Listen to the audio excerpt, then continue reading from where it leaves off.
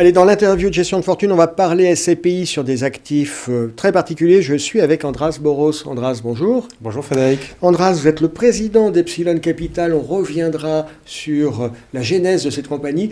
Votre actualité, c'est que vous venez de réaliser une opération, vous sembliez très content qu'on en a parlé, à Montauban, un petit commerce. C'est un peu la signature d'Epsilon Capital, en tous les cas de votre SCPI Epsilon 360.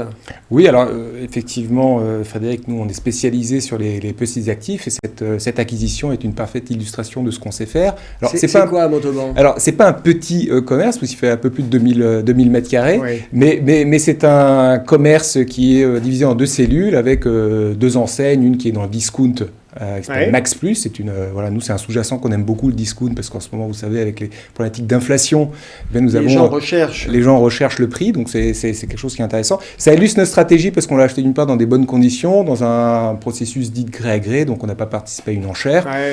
Qui tend à faire monter les prix parfois de façon vertigineuse. Absolument. Vous savez qu'aujourd'hui, quand même, l'enjeu sur notre segment des SCPI, c'est qu'il y a beaucoup de collectes, parce que les gens ne s'y trompent pas, l'immobilier, c'est quand même une valeur refuge, on va dire, quand il y a des tensions inflationnistes. Et l'enjeu aujourd'hui pour les gérants, c'est de trouver des actifs. C'est de trouver des actifs, voilà. C'est ça la raison pour laquelle vous vous intéressez à ces petits actifs, c'est qu'il y a moins de concurrence, c'est ça? Alors, c'est la raison essentielle, effectivement, c'est parce qu'il y a de la concurrence, mais c'est aussi la nature de la concurrence. C'est-à-dire que sur les gros actifs, vous avez essentiellement, c'est un marché d'institutionnels. Qui arrive avec des gros chéquiers. Avec des gros chéquiers qui n'ont pas, je pense qu'on en reparlera, mais qui n'ont pas recours ou qui n'ont pas besoin en tout cas de s'endetter. Sur notre segment de marché, c'est un marché qui est essentiellement animé par des privés et donc qui ont besoin d'effets de levier. On en reparlera tout à l'heure. Oui, et du coup, même s'il y a une concurrence, elle reste raisonnable et raisonnée. Elle reste pas de surenchère. Il n'y a pas de surenchère, en tout cas on n'est pas organisé dans ce qu'on appelle des processus d'enchère, c'est-à-dire que vous recevez un dossier, vous devez répondre dans un mois, on peut encore faire des deals dans la journée, c'est ce qu'on appelle du gré à gré. Il y a un prix, vous faites une offre, ça passe pas, vous passez au dossier suivant. Donc ça, c'est cette fluidité qu'on recherche. Ça c'est la vocation de cette SCPI Epsilon 360 degrés. Est-ce qu'on peut revenir sur un peu l'historique de votre maison de gestion Epsilon Capital ?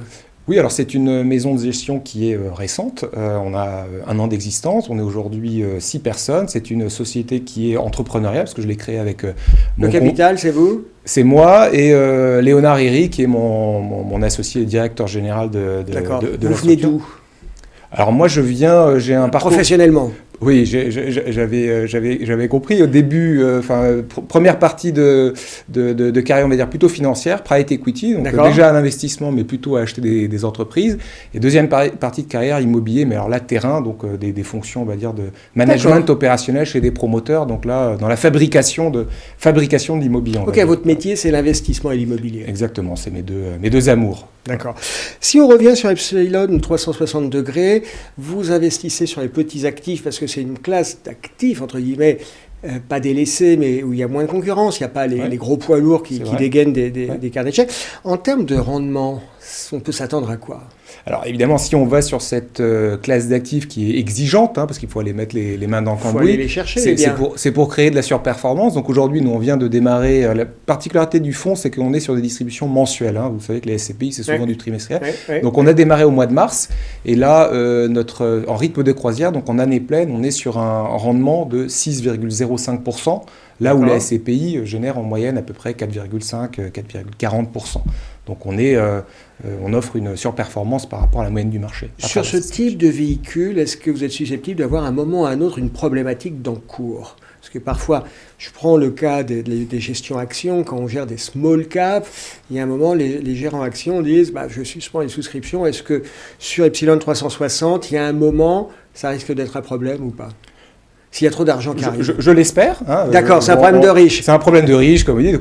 Pour l'instant, on démarre. Donc, effectivement, il faut installer le fonds dans cet environnement qui est, malgré tout, mature et concurrentiel.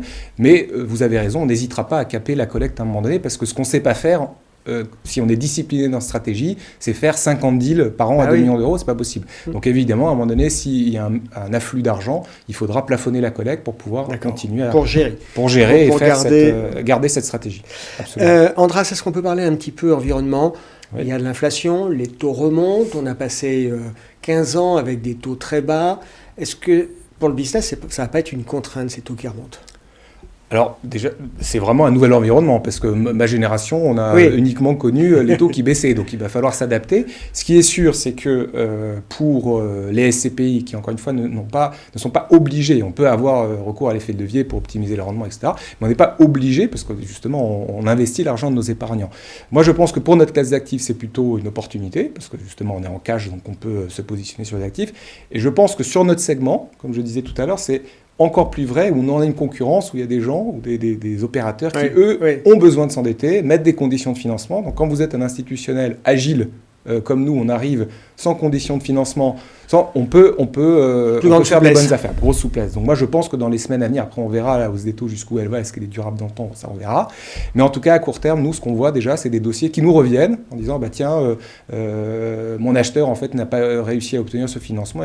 Donc pour nous, c'est plutôt une source d'opportunité à court terme. C'est l'avantage d'être une petite structure, c'est qu'on a plus de souplesse et qu'on peut réagir plus. Réactivité, absolument. Andras Boros, merci d'avoir été avec nous. Merci beaucoup Frédéric. À bientôt. Merci, au revoir.